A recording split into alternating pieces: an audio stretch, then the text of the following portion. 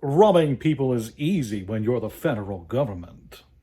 Hey there, everybody. Welcome back to the channel. I'm Uncle Frank, hoping that you are having a great day. And in today's video, we are going to be talking about the overall state of the TCG market, the health of the individual games, and how things are moving. With a incredibly biased viewpoint today, a anecdotal one with a sample size of 1. Today, we're just going to be going over the TCGs that I sell on TCG Player, taking a look at how they compare in regards to one another, as well as just some interesting notes that I've been writing down over the last few weeks in regards to each one. In case I haven't mentioned this before, I do keep a spreadsheet of my TCG Player sales. Nothing crazy. I'm not like a huge TCG Player business. I mostly deal with bulk. In fact, it's rare that I have a card on my inventory worth more than $1, except for like release day for certain sets, right?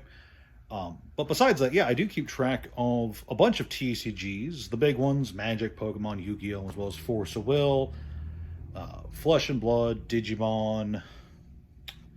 What else is on here? A bunch of other stuff that I just kind of categorize under miscellaneous. I know I keep track of Akora, World of Warcraft.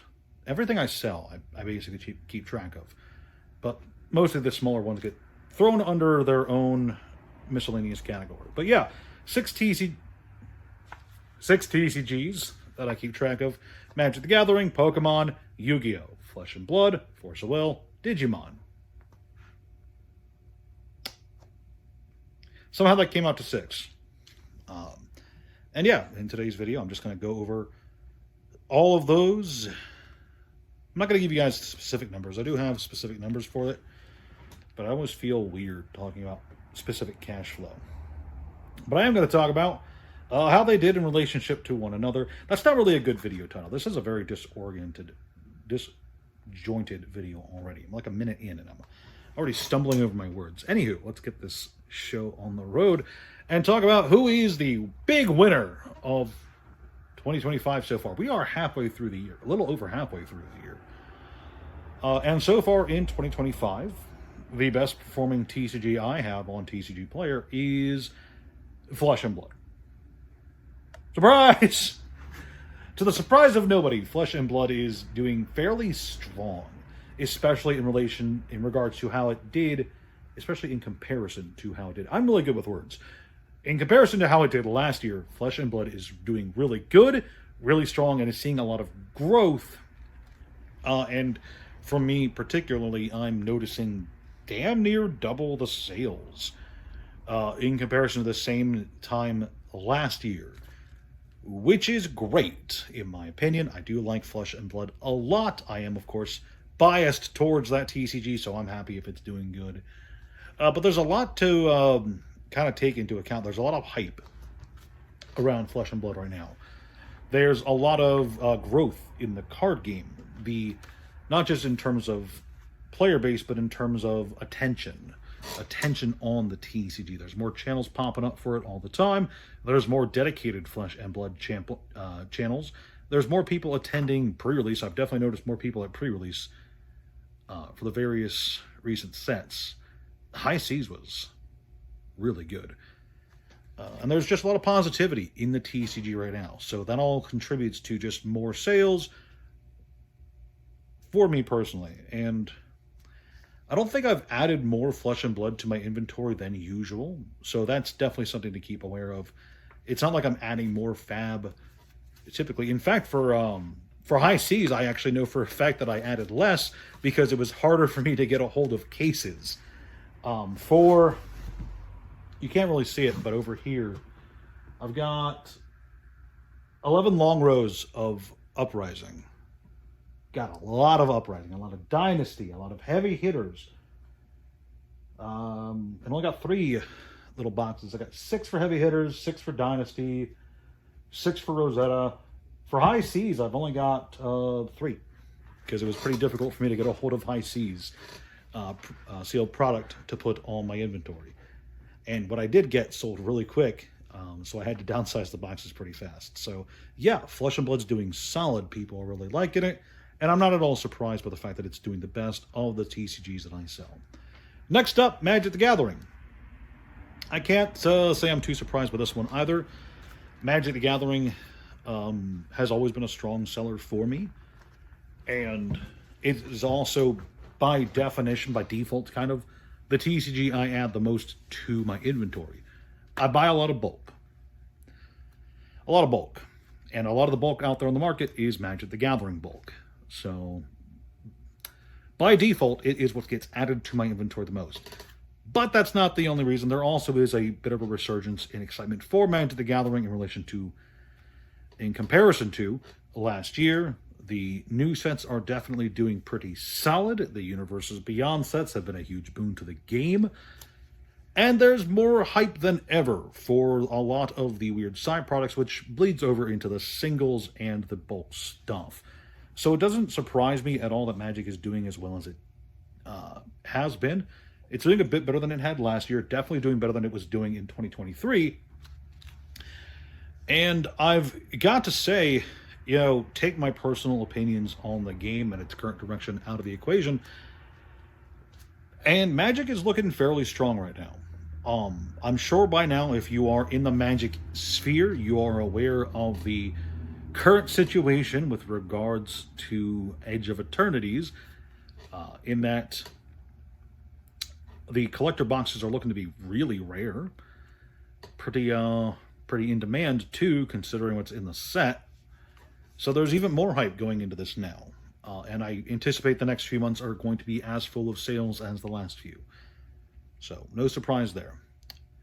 My third best-selling set is Force of Will, and I'm not surprised by this one bit. I'm over my surprise for Force of Will. So full disclosure, a few years ago, I bought out a bunch of Force of Will collections, both binder collections and a bunch of bulk from a variety of people. And I have not added significant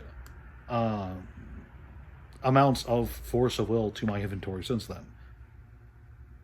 No sealed product. I have not bought Force of Will sealed product in over a year. I have not bought a Force of Will bulk pile in over 7 months. 7 months ago was December. I bought some in December. And even with, the fact that I'm barely buying any Force of Will, I'm hardly adding any of it to my inventory. I barely got any new stuff coming in. And people are still just buying it up. So it's not like the new stuff I'm adding is driving sales. It's the fact that there's just a lot out there, and there's a lot of people getting into Force of Will, or coming back into Force of Will, or just looking to fill out a set, or looking to build a deck, or whatever. And I just happen to have so much Force of Will bulk in my inventory that people are just buying it up, and they have been steadily buying it up. It's not always in third place. I think it was in fourth place this time last year. But yeah, Force of Will is a good game. It's got good fundamentals. It's got a strong and devoted player base. And it's the biggest example I can have of something you can just get a giant pile of and just sell it for years, because that's how it's been going for me. In fourth place, YuGiOh. YuGiOh has had the biggest fall this year of the TCGs that I keep track of. Last year was a really solid year for YuGiOh in terms of sales, not necessarily in terms of product, because of the quarter century sets that were all over the place last year. There was a lot of single sales on my end. It was very easy for me to buy a bunch of YuGiOh boxes last year, crack them open, and then sell all the contents within a week or two. Great stuff. People were really buying that up. But that's really dried up this year. A lot of the new sets have come out and absolutely floundered on the market. There's been a lot of singles that should be selling because they are part of these major decks, but people just aren't buying. And I'm noticing that this is not just affecting new YuGiOh. The player apathy appears to be affecting the entirety of YuGiOh, at least from what I have. Because I've got older stuff in my inventory. I've got some newer stuff, some older stuff, some middle-of-the-road stuff. And yeah, if it's not a nice gimmick card, or if it's not the nice shiny thing in the set, most people just aren't interested. Moving on. Fifth place, Pokemon. Now, if I were absolutely crazy. I would say that Pokemon's doing as bad as it is because the Pokemon market is crashing. I should put that as, that should be my video title, a big catchy video title. Pokemon is crashing. But no, it's just a fact of life that I have not added significant Pokemon to my inventory since last year. Most of my Pokemon inventory was bought out at the end of last year and at the start of this year, and I've barely been able to add any to the inventory because I'm not buying Pokemon at the current bear market prices. Simple as. I do still have some Pokemon bulk that needs to get added to my inventory, and I will say that when I do add bulk, the bulk gets eaten up pretty quick, especially if it's vintage Pokemon. I added a bunch of Oddishes a few weeks ago, and they were gone before like the day was over, so that's fun. Base set Oddish. Crazy stuff. Now, what I will say is that even with the low amount of Pokemon sales, it's easy to keep a track of what people are really interested in. There are two things that sell for Pokemon: the newest stuff and the oldest stuff. If you have stuff sitting from like even a few years ago, if it's not sealed product and it's not a high-end card or a very nice collectible, it's very rare that it's going to sell for Pokemon. Just because the only people buying it in a game that does not have formats other than what's currently in rotation, the desire for those middle-of-the-road cards, those few years older cards, are just for people looking to complete sets or fans of that specific Pokemon. So I've noticed that more and more that, you know, the newest stuff and the oldest stuff does good. Everything else, not so great. And then finally, in last place, Digimon. Oh man, Digimon, you're hurting me so bad. I was adamant that Digimon be added to my spreadsheet when I first started tracking my TCG sales, because at the time, Digimon was doing really solid. And I knew that I shouldn't have bet on Digimon continuing to do good because I know the Bandai Namco cycle. I know how those things work. But man, has Digimon fallen off. And yes, some of it's because I just have not been adding any Digimon to my inventory besides bulk when I get Digimon bulking, because some people still sell me their Digimon bulk. That's fun. But yeah, it's crazy to see just the sheer drop-off of Digimon. My Digimon sales this year were... pick some head math.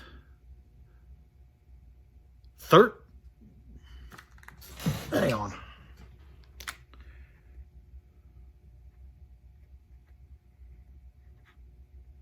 I'm really good at math, I promise.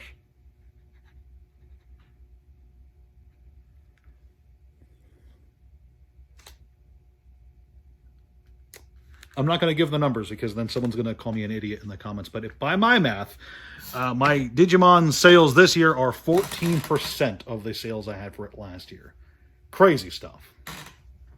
Crazy stuff. So yeah, that's the current state of the TCG market. If you looked at the TCG market exclusively through the lens of your crazy uncle in his crazy garage. I'm not sure if there was a message for this video, a lesson to be learned here. Maybe don't put so much faith in Digimon. That's all I got. If you guys enjoyed, please leave a like, share, subscribe, all that jazz. I'd appreciate it so much. And see you guys in the next video. Ciao.